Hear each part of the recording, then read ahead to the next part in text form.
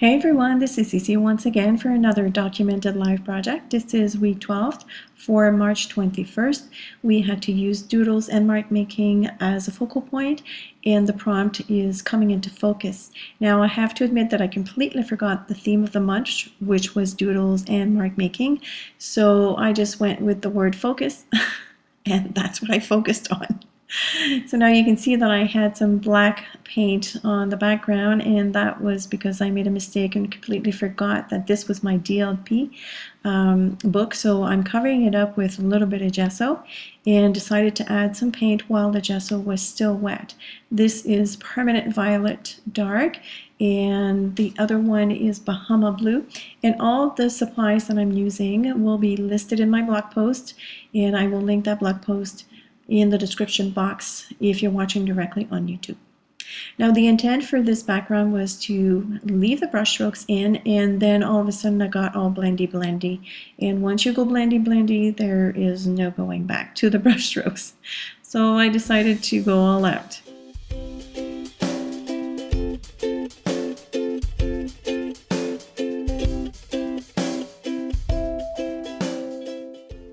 I wanted to go for a vintagey kind of background, but I have no experience in that field really. I do mostly moderate and bright colors, so I'm not sure that the colors I'm using work, but I think in the end it all comes together pretty well.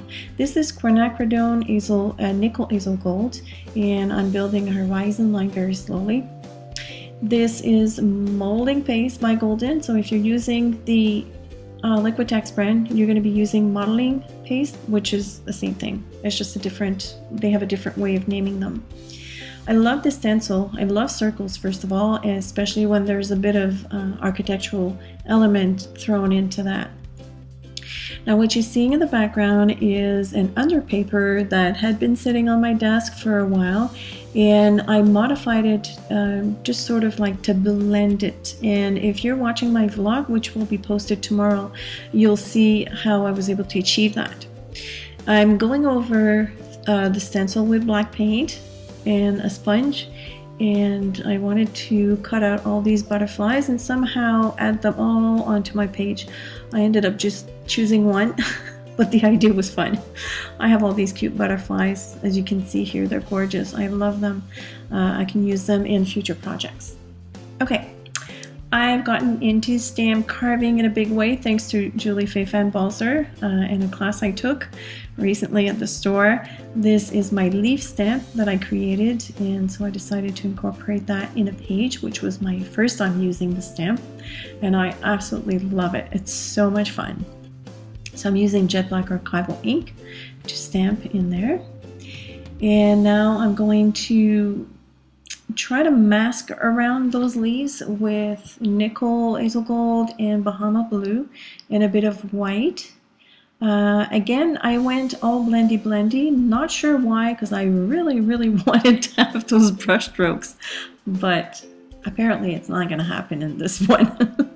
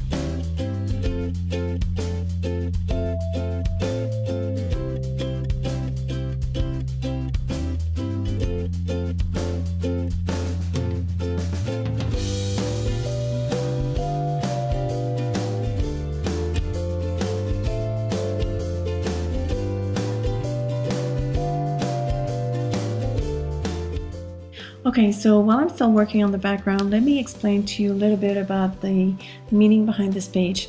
As I said before, I decided to focus on the word focus, and I decided to represent myself by butterflies. So the butterflies are me. And the idea behind this was to have a whole bunch of butterflies roaming around all over the place, because butterflies are always in movement. They rarely stop. And then I would have just one butterfly going for the target. So the old me versus the new me. The old me searching for my goal in life, and then the new me finding a goal and focusing on it. So that was the idea behind that page. I also wanted to add all the butterflies that I had cut out of my under paper, but they were blending too much with the background, so I decided instead to go for 2 butterflies with molding paste, and they kind of look like ghost butterflies, which is perfect because it represents the old me.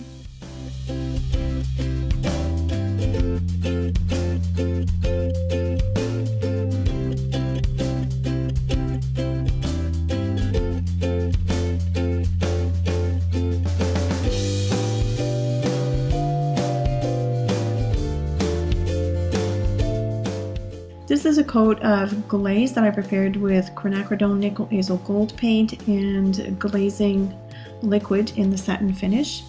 And this is going to start the process of aging the page. After letting that dry for about 1.5 minutes, I removed most of it actually with a baby wipe, and it gives it that nice kind of like a rusted metal look. But I felt it was missing something.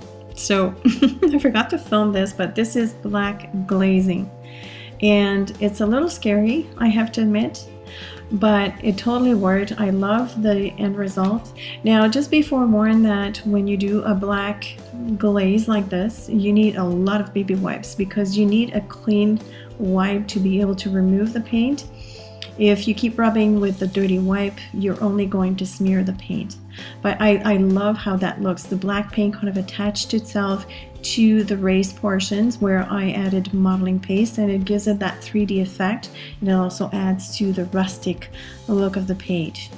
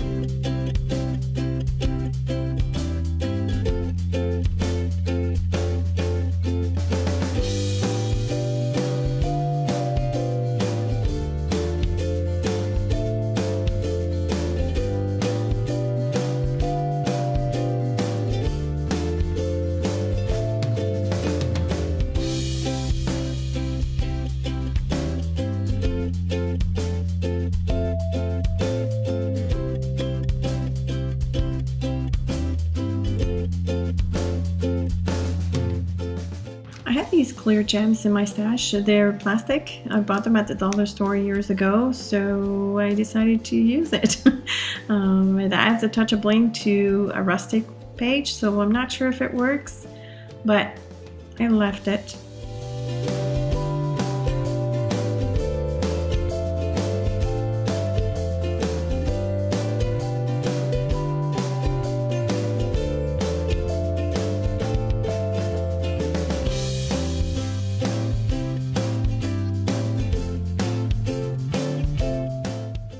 The prompt for that week was coming into focus, and I decided to add to it by adding everything is. So I'm writing that in along the horizon line with a Sharpie poster paint marker.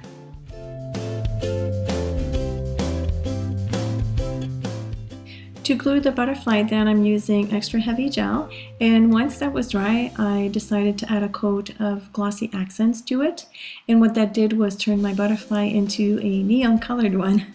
That's because I had dilution sprays on my underpaper, which is what I used to do the butterfly. So just be aware of what you have on your underpaper if you decide to use it for anything else. Of course, dilution sprays react to wet medium, but that's okay. I'm very happy with the final result of this page.